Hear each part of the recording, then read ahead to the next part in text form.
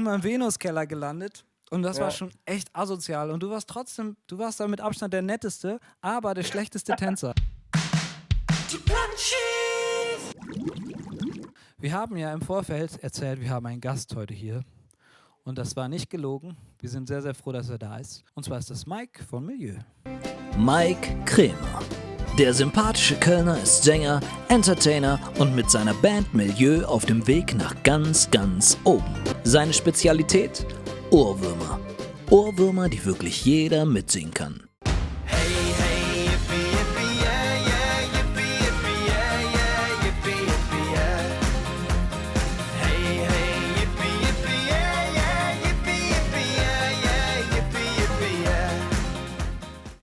In den sozialen Medien zeigt Mike sich gerne als verträumter und nachdenklicher Romantiker. Doch in letzter Zeit erreichen immer mehr Videos die Öffentlichkeit, welche ihn unter erhöhtem Alkoholeinfluss zeigen. Muss man sich sorgen um den einst so sympathischen Frontmann?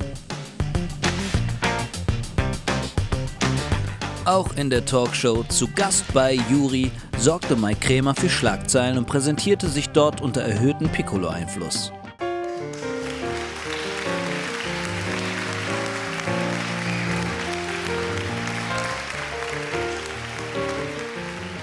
Herzlich willkommen bei Zu Gast bei Juri. Schön, dass Sie eingeschaltet haben.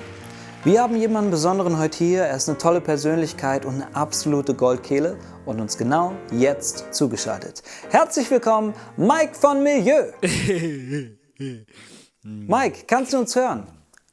Du müsstest uns jetzt antworten. Ich wusste das nicht. Ich wusste es gar nicht. Das weißt du auch, ne? Okay, aber dann, glaube ich, wird das hier ein schwieriges Interview, oder? Ja, das könnte schon sein. Das könnte sein, ne? Okay, Mike, in diesen schwierigen Zeiten, was brauchst du, um glücklich zu sein? Ich will jetzt ein Piccolo. Wir freuen uns, dass er heute hier ist bei Die Planschis Live. Ladies and Gentlemen, Mike Krämer. Moin Mike. Ja, moin, hi. Na, geht's dir besser? Ja, ich kann mich an dieses Interview ehrlich gesagt gar nicht erinnern. Ja, das wundert mich überhaupt nicht. Also da warst du ganz schön auf Sendung. Ja, komisch. Ich würde jetzt, glaube ich, erstmal ein kleines Pikolöchen trinken auf den Schock. Ja, cheers.